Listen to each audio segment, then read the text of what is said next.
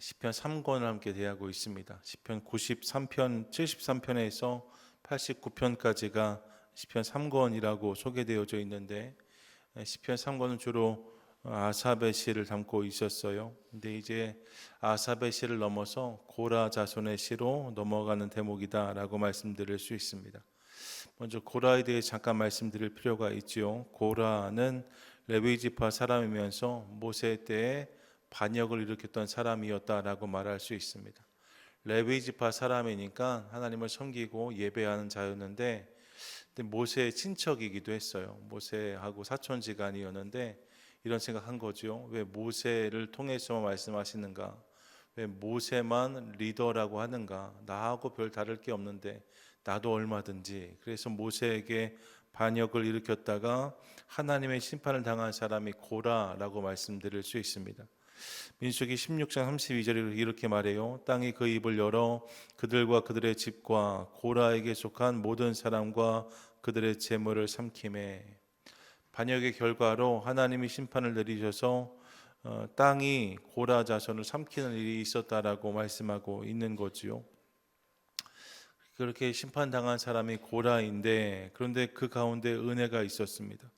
민수기 26장 10절부터 11절 보시면 이렇게 말해요. 땅이 그 입을 벌려서 그 무리와 고라를 삼킴에 그들이 죽었고 당시에 불이 250명을 삼켜 징표가 되게 하였으나 고라가 심판을 당했다는 이야기죠. 11절 고라의 아들들은 죽지 아니하였더라 라고 말합니다.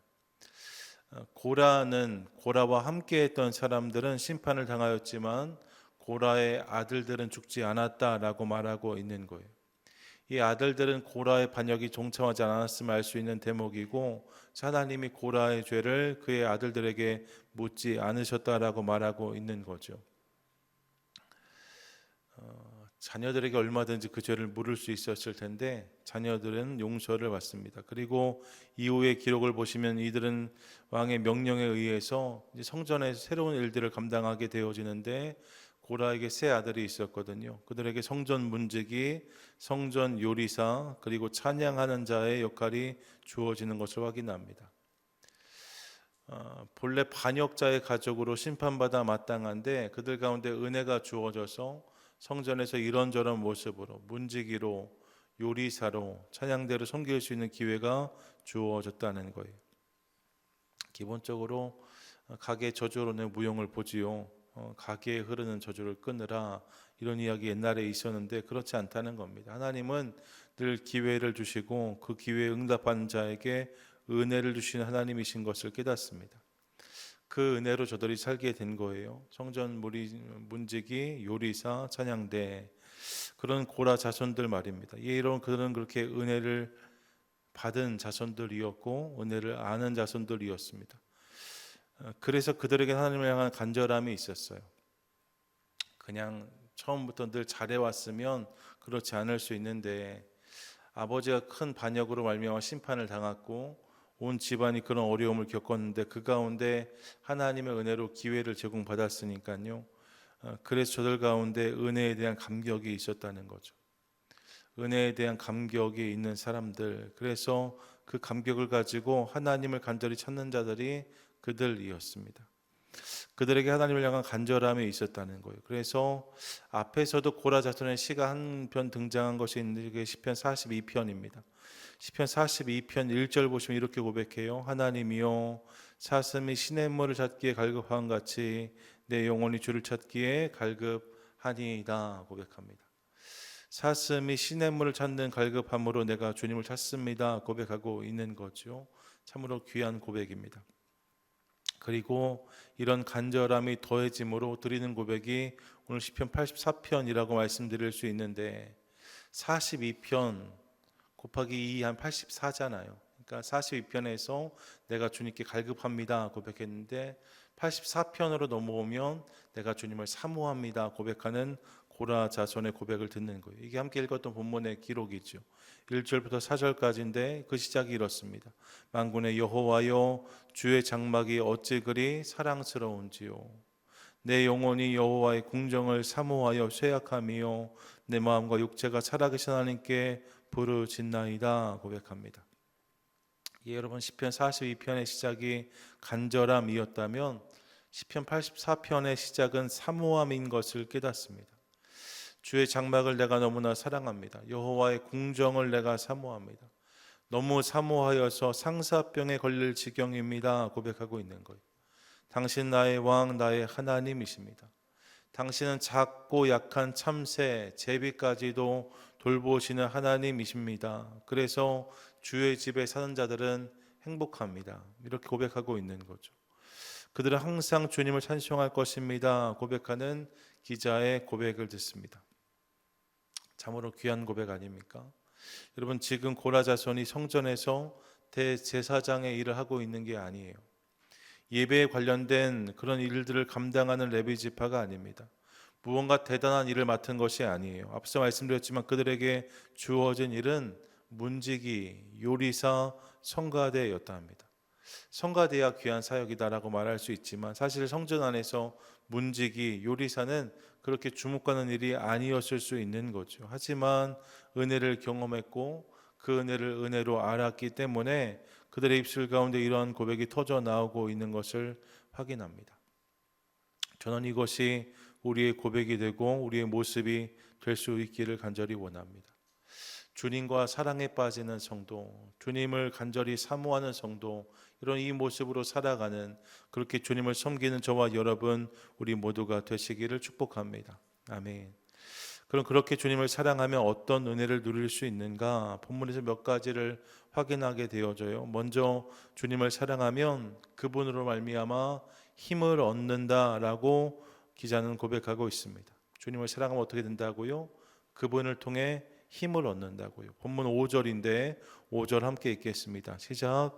주께 힘을 얻고 그 마음에 시온의 대로가 있는 자는 복이 있나이다. 우리 한 번 더 5절 읽겠습니다. 시작. 주께 힘을 얻고 그 마음에 시온의 대로가 있는 자는 복이 있나이다. 아멘. 여러분, 내가 무엇으로부터 힘을 얻느냐는 내가 무엇을 사랑하는지를 증명합니다. 내가 무엇을 사랑하면 그것으로부터 힘을 얻기 마련인 거예요. 어떤 분은 피곤해 하다가도 밥 먹자 하면 눈이 커집니다. 먹는 거 좋아하는 분들 그럴 수 있죠. 어떤 분들은 여행이라면 사족을 못 씁니다. 여행을 통해서 힘을 얻는 거예요. 어떤 분들은 사람을 좋아합니다. 사람과 약속이라면 다른 거 다 제끼고 그 달려가는 분들을 만날 때가 있어요. 최근 어느 모임에 들었던 이야기인데, 예배 중인데 구석에서 예배드린 어떤 분이 연신 고개를 숙였다 들었다 하더라는 거예요. 그러면서 표정이 굳었다 웃었다를 반복했다고 하시더라고요. 예배 끝나고 목사님 나가시면서 김 집사님 무슨 일 있으세요? 이렇게 물었더니 답을 잘 못하더라는 거예요. 얼마 뒤에 이 집사님 목사님 찾아와서 실은 목사님 제가 요즘에 코인을 사서요 이렇게 말했다는 거죠. 그 전자화폐 말하는 겁니다. 코인. 그게 이렇게 내렸다 올랐다가 하루 종일 반복된다면서요. 거짓말 같은 이야기지만 정말 그랬다고 하시더라고요. 여러분, 그럴 수 있는 거예요. 돈이 좀 있으면 힘이 생기고 없으면 어깨가 처지는 경우가 있을 수 있는 거죠. 그런 모습이 있을 수 있습니다. 이런 모습들 하나하나가 내가 지금 무엇을 사랑하고 있는지를 증명하는 것이다 라고 말씀드릴 수 있어요. 그런 맥락에서 사랑하는 여러분, 주님을 사랑하면 주께 힘을 얻는 성도가 될 수 있습니다. 주님을 사랑하면 그분으로부터 오는 힘을 경험할 수 있다는 거예요. 상황이 힘들고 어려워도 주님이면 충분한 성도가 될 수 있습니다. 예배만 드리면 다시 회복되는 인생을 살아갈 수 있다는 거예요. 그리고 이 일이 반복되면 주님을 향한 마음의 대로가 열린답니다. 시온의 대로를 말하고 있잖아요. 7절도 이렇게 고백하는데 7절 함께 읽겠습니다. 시작. 그들은 힘을 얻고 더 얻어 나아가 시온에서 하나님 앞에 각기 나타나리이다. 아멘. 그들은 힘을 얻고 더 얻어, 힘을 얻고 더 얻어, 계속해서 하나님으로부터 힘을 얻게 된다는 거예요. 그리고 결국 시온에서 하나님을 뵙게 된다라고 고백합니다. 처음에 갈 땐 낯선 길이고 오솔길이었는데 그 길을 수도 없이 얻고 가면 하나님을 사랑하여서 주님으로부터 힘을 얻는 일들을 끊임없이 반복함으로 그 오솔길이 대로가 됐다라고 말하고 있는 거예요.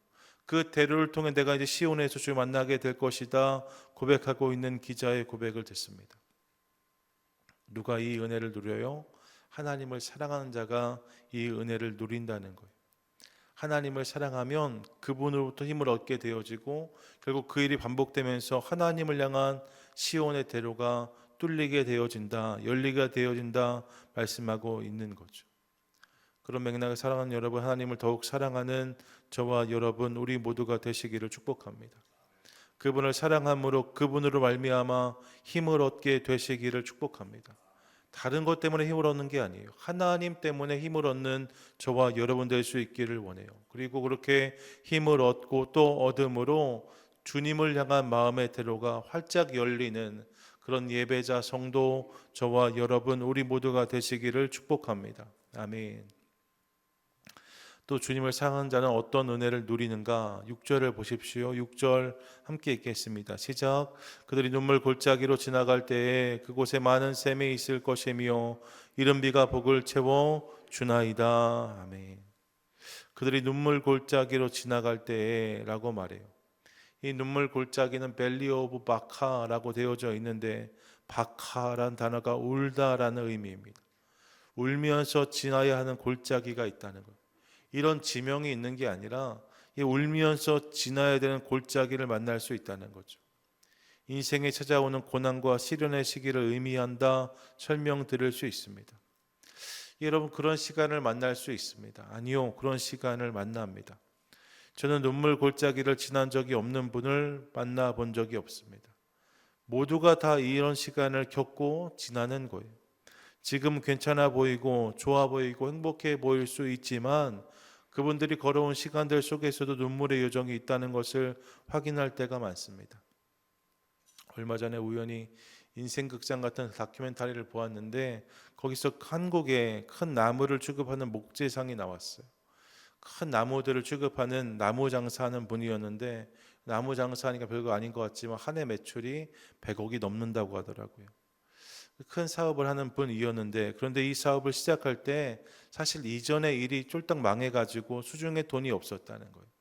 300만 원 들고 일을 시작하게 되었는데 그거 가지고 큰 나무를 살 수가 없죠. 그래서 나무 공장에 가서 사정사정해서 나무를 크게 이렇게 재단하고 나면 이렇게 쪼가리 나무들이 나오잖아요.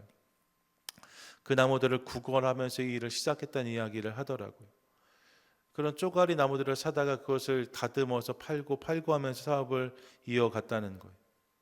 그런 시절이 있었다라고 하시더라고요. 너무나 힘들어서 정말 자기가 자기를 보기에도 너무나 안 돼 보이는 시간이 있었다는 이야기를 했습니다.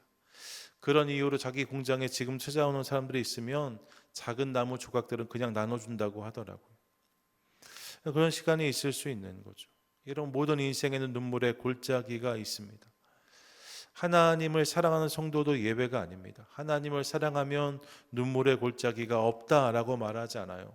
주님을 사랑하는 성도도 눈물의 골짜기를 지날 수 있다 합니다. 그런데 그 다음에 다름이 있죠. 그 눈물 골짜기에서 그들이 무엇을 경험하는가? 본문을 보시면 그들을 위해 예비된 샘, 많은 샘이 있다라고 말씀하고 있습니다. 골짜기가 위험하고 어려운 이유는 골짜기 깊이 들어가면 들어갈수록 물을 구할 수 없기 때문인데 이스라엘의 골짜기가 그런 거거든요. 그런데 그렇게 물이 없어서 주저앉고 포기하려 할 때마다 주님께서 예비하신, 주님께서 준비하신 샘을 만나게 된다는 거예요. 그것을 통해서 눈물 골짜기를 넉넉히 지날 수 있는 사람들, 그들이 하나님을 사랑하는 성도라는 거죠. 여러분, 하나님께서 당신의 백성들을 위해 예비하신 샘이 있답니다. 믿으십니까? 아멘. 그래서 어느 때는 말씀으로 위로하시고 어느 때는 찬양으로 위로하십니다. 우리 삶에도 그런 샘들이 있는 거예요. 어느 때는 사람을 통해 우리를 위로하시고 어느 때는 자연을 통해서도 위로하십니다.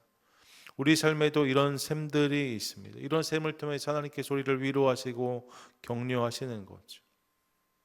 여러분, 우리 인생이 힘들고 어려운 일들이 있지만 나를 위해 그분이 예비하신 샘이 있음을 믿으시고 내 삶에서 예비해 두신 그 샘들을 통해 하나님을 누리고 경험하는 우리 모두가 될 수 있기를 간절히 소망합니다.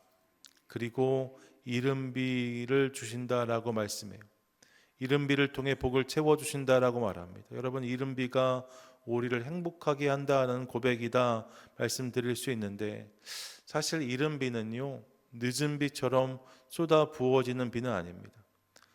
늦은 비는 쏟아 붓는 비거든요. 근데 이른 비는 그렇게 내리는 비가 아니라 부슬부슬 내리는 비예요. 부슬부슬 내려서 언제 졌는지 알 수 없는 비가 이른 비입니다. 그런데 그 이른 비를 통해서 행복할 수 있다고 고백해요. 부슬부슬 내리는 비를 통해서 옥토로 준비되는 과정을 경험할 수 있다는 거죠. 내 삶에 무언가 극적인 사건이 없을지라도 잔잔한 은혜가 흐르게 하심으로 그렇게 우리를 세워주신다라고 말씀하고 있는 거예요. 오늘도 우리 가운데 내리는 이른 비가 있습니다. 하나님께서 내 삶 가운데 잔잔히 흐르게 하시는 은혜의 강물이 있는 거예요. 이를 기억하며 일상의 자리 혹은 눈물 골짜기에서도 날마다 그분의 은혜를 누리는 저와 여러분 우리 모두가 되시기를 축복합니다. 아멘. 끝으로 주님을 사랑하는 자는 어떤 은혜를 누리는가? 이 땅에서 주님의 영광을 구하는 삶을 살게 된다라고 말씀합니다. 8절인데 8절 같이 한번 읽겠습니다. 시작. 만군의 하나님 여호와여 내 기도를 들으소서. 야곱의 하나님이여 귀를 기울이소서. 감사해요. 만군의 하나님 여호와여 내 기도를 들으소서. 야곱의 하나님이여 귀를 기울이소서 고백합니다. 하나님으로 인한 찬양을 이어가던 기자가 갑자기 이렇게 말하고 있는 거예요. 하나님 내 기도를 들어주십시오. 내 기도의 귀를 기울여 주십시오. 그럼 이제 무엇을 구해야 되는 거잖아요. 무언가 구할 게 있으니까 이렇게 말하는 것 아니겠습니까? 그동안의 탄원 시들을 떠올릴 수 있습니다. 그동안 탄원 시들은 이렇게 말하면 무엇을 구했습니까? 원수들을 물리쳐 주십시오. 저들의 군대를 꺾어 주십시오. 저들의 마병을 사라지게 해 주십시오. 나를 잡아주시고 나를 살려주십시오. 이런 고백들이 저들 건 터져나왔던 것을 기억합니다. 그러면 오늘 고라 자손들은 무엇을 구할까요? 9절인데 9절 함께 읽겠습니다. 시작. 우리 방패이신 하나님이여 주께서 기름 부으신 자의 얼굴을 살펴보옵소서. 우리 방패이신 하나님이요 하나님을 우리의 방패라고 부르면서 주께서 기름 부으신 자의 얼굴을 살펴보옵소서라고 고백하고 있습니다. 다른 것을 구하지 않아요. 기름 부으신 자의 얼굴을 주님 살펴주십시오 고백합니다. 여기서 주께서 기름 부으신 자라는 이 단어가 히브리어로 찾아보면 메시아입니다. 메시아를 기억해 주십시오 말하고 있는 거예요. 이를 직접적으로는 왕을 의미한다라고 설명할 수 있고 영적으로 생각하면 메시아이신 그리스도를 상징한다고도 설명할 수 있습니다. 무엇을 말씀드리고 있는가? 지금 그들이 자신의 필요를 구한 것이 아니었다는 거예요. 메시아의 영광을, 메시아의 회복을 구하고 있는 저들의 고백을 듣는 거죠. 그러면서 11절, 12절이 이렇게 고백합니다. 11절, 12절 함께 읽겠습니다. 시작. 여호와 하나님은 해요 방패이시라. 여호와께서 은혜와 영화를 주시며 정직하게 가는 자에게 좋은 것을 아끼지 아니하실 것임이니이다. 만군의 여호와여 주께 의지하는 자는 복이 있나이다. 아멘. 주님을 의지하는 자에게 좋은 것을 주십니다 고백합니다. 앞에서 하나님의 영광을 메시아의 영광을 구했습니다. 그리고 뭐라고 말합니까? 하나님이 우리 삶 가운데 좋은 것을 주십니다 고백하고 있는 것을 듣는 거예요. 마태복음 6장 33절이 떠오릅니다. 뭐라고 고백했습니까? 그런즉 너희는 먼저 그의 나라와 그의 의를 구하라. 그리하면 이 모든 것을 너희에게 더하시리라 고백하였습니다. 여러분, 나는 주님의 영광을 구하고 그 주님은 내 삶을 살피시는 은혜가 임하게 된다는 거예요. 이것이 아름다운 동행이 아니겠습니까? 나는 그분의 영광을 구하고 그분은 내 삶을 살펴주시는 은혜가 흐르는 인생 말입니다. 나는 내 것을 구하고 그분은 그분의 영광을 요구하는 것이 아니라 내가 하나님의 영광을 구하고 하나님께서 내 삶을 살펴주시는 은혜를 경험하는 인생이 아름다운 동행의 인생이다라고 말씀드릴 수 있어요. 이것이 하나님을 사랑하는 자가 누리는 은혜라는 거죠. 전 저와 여러분 우리 삶 가운데도 이 은혜가 있게 되기를 간절히 소망합니다. 나만 구하는 것이 아니라 우리가 주님의 나라를 구하고 주님의 뜻을 구하고 주님의 영광을 구할 수 있기를 원해요.